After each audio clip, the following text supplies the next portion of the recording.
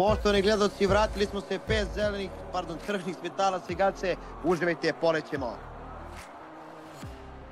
Mala greška Gandre ovdje, Marko koristi priliku, kontakt između Marka i Gandre, vidimo Cviks koristi najbolje ovu situaciju na soft gumama, prolazi na drugo mesto. Prolazi na poziciju Urećeš, međutim kontakt tamo! 0-0, prelazi na unutrašnju stranu i na kočenju rešava ovo. Na gridu i kontakt ovdje između Gandre i Cviksa, kako agresivno. Da, ali razočaravajući nas u trenutno kick zaobera, predrže ako se pazi tek 15 tamo. Ne smije se baciti. Kontakt. Prolazi Jopa na drugo mesto. Jopa na drugom mestu. Pritiska kao lud, a ovdje u krivini broj 3. Caki, Igi napada Cakija za Duxom odmah ovdje. Sjajna borba ovdje za 6., 7., 8. mesto. Vidimo ovdje čak 5. Marko najbrži krug trki, pogledaj sad ovo predrže. Kakva bitka, dva najbolje vozača na gridu, da vidimo da li će uslediti napad. Ne, triple, kako se već izgovara. Triple double. Neverovatno pokrenuo, s obzirom na to da još uvijek nije dovoljno iskusan u ovoj borbi, a Caki se tamo baci pred Nole.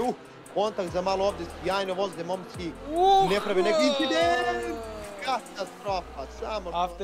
After the race, post race, komentari, tako da vidimo ovdje Cakija u borbi sa Softom, beži ovdje Alpina, nestabilna na dodavanju gasa, nisu ovo pozicije koje smo navikli od Cakija, ali ono što smo za Jopu i za Marka, ali pogledajte ovo, ono što će Marko predrže, pogledaj, oni se ne predrže. Pratimo sada Marka, Marko sa spoljašnje strane, Jopa sa unutrašnje, Jopa napada Gandru ovdje i evo upravo ono što sam rekao, side by side trkanje. Jopa ide s unutrašnje, odnosno s spoljašnje strane da vidimo, ne da Jopa.